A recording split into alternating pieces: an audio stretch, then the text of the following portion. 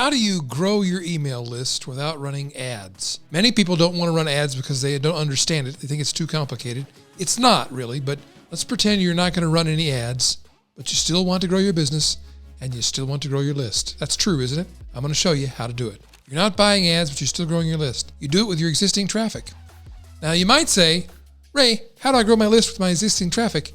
Why isn't my list growing already? I don't have any traffic. Well, I bet you do have traffic you're not aware of, first of all. Secondly, this is how you do it. Rule number one, you have to remember this. The one and only purpose of your website, in almost every case, it's to collect email addresses. Go ahead, rebel, complain, say I'm wrong, but I'm not. You might tell me, well, the purpose of my website is to put out content to get people to know, like, and trust me so that they eventually reach what you call, Ray, the trust tipping point so that they can buy from me. Yes, well, how do you do that? How do you get them to come back and see your content over and over again so you can get them to know, like, and trust you? It's because you got them on your email list, my friend. So the content is merely there to get them on your email list so you can communicate with them. I'm not trying to turn them into a commodity. I'm not turning your visitors, your customers into a commodity. They're human beings with real inherent worth and value. But if you want to help them at all, if you want to relieve their suffering, which is the point of business, you have to get them on your email list. Over 90% of sales online take place through the email list in one form or another. So how do you get the people coming to your website onto your list? Let's take a look at a couple of examples. Here is my website. When you come to the front page of my website, you see this weird copywriting tips, tools, and tactics. You click that big red button and you get on my email list, and I'll communicate with you ruthlessly every day until you buy something or until you unsubscribe. I do it with humor, with fun, sometimes with controversial opinions, but I do it all in a way that's calculated to represent me the way I want to appear to my prospects and customers. It's not just me. Oh, by the way, what happens if you click the button? This pop-up appears. Now, why do I do that instead of just making the pop-up appear first thing? Well, my philosophy on this was that, and still is really, that throwing this pop-up in front of them is kind of intrusive, and it's me reaching to grab something from them, whereas letting them push the button to get to the pop-up, to go back to this page, they push the button, then that's them asking for something. It just feels less intrusive. It feels less rude. But that doesn't mean maybe the pop-up wouldn't work better as the first thing. We should test that. Team, we should test that. All right, here's another example. It's my good friend Ben Settle. His site is basically an opt-in page for his email list, which is fitting because he sells a newsletter called the Email Players Newsletter, which is all about how to sell stuff by email. One of the principles is make your site into an opt-in page for your email list. Good job, Ben, living up to your own words. This is Tim Ferriss. You might say, well, that's all good for you marketing geeks. How about somebody who's mainstream? Here's Tim Ferriss's website when you go there right now. I just did this. This is what you see. 17 questions that changed my life. This is an opt-in page, my friends. How's that for intrusive? You can't do anything. Well, you can click the little X. You click the little X, which maybe you see if you're watching this on YouTube. The little X right over here on the right-hand side. You click on it.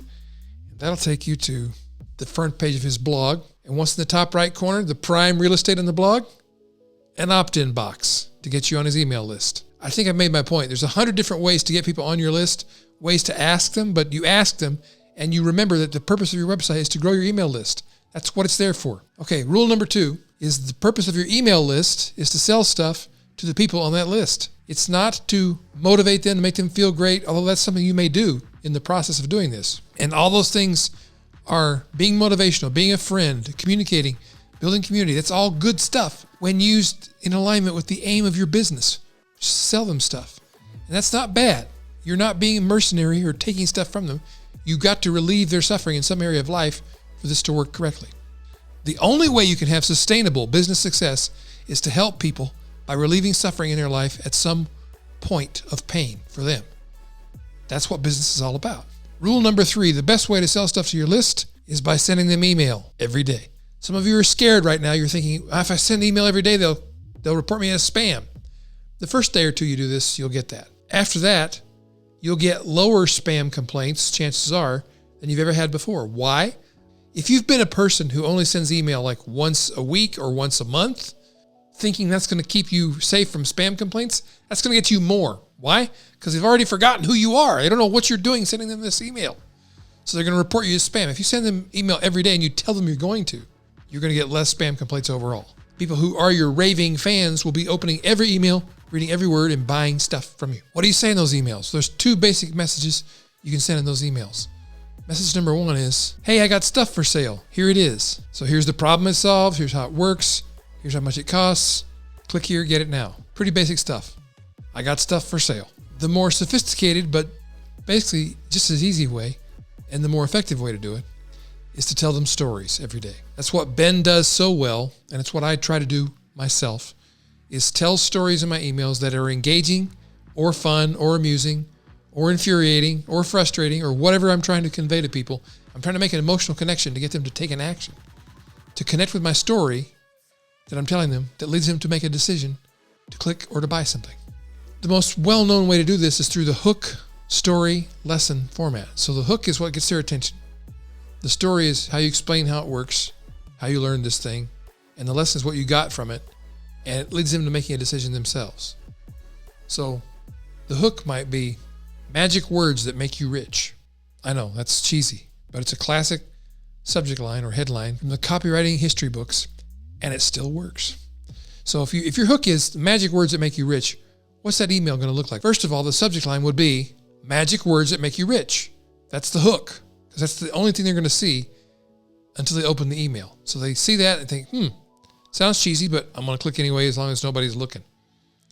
So they click on it, they open up the email, and you tell them a story. The story might go like this. When I moved to Spokane, Washington as a young disc jockey in charge of a country music radio station, my boss gave me a book. He said, hey Ray, I thought you might like this book.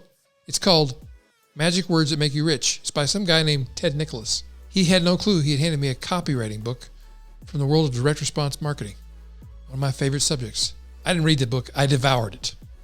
It changed my life. It set me on the course for setting up a career where I was making $100,000 a year or more every year as a copywriter, and eventually built $1 million business, all based on ideas I got from that book.